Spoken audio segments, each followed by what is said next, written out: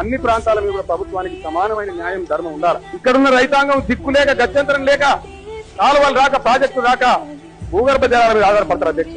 ఒక ప్రాంతంలో రైతాంగానికి ప్రాజెక్టు ప్రభుత్వ సొమ్ముతో కట్టి వెంటనే ప్రభుత్వ సొమ్ముతో చేసి అతి చౌకగా అక్కడ నీళ్లు ఇస్తున్నారు, సంతోషం, ఇవ్వండి, ఇంకా దక్కించండి.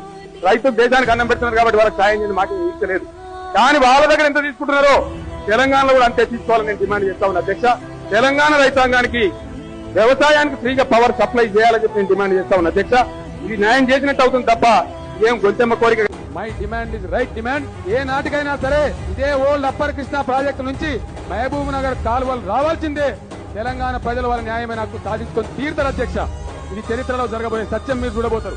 హరిహర బ్రహ్మాదులు అడ్డమచ్చిన, ఈ తాత జేజమ్మలు అడ్డమచ్చిన, మీ కండ్ల ముందే పాలమూరు ప్రాజెక్టు కట్టి ఇక్కడ లక్షల ఎకరాల సాగులోకి తీసుకొచ్చి చూపిస్తాం.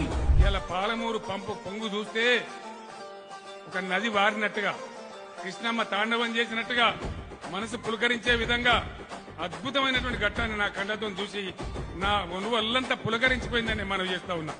ఇంత మంచి కార్యక్రమం చేసి నా జీవితం ధన్యమైందని నేను మనవి చేస్తా ఉన్నా.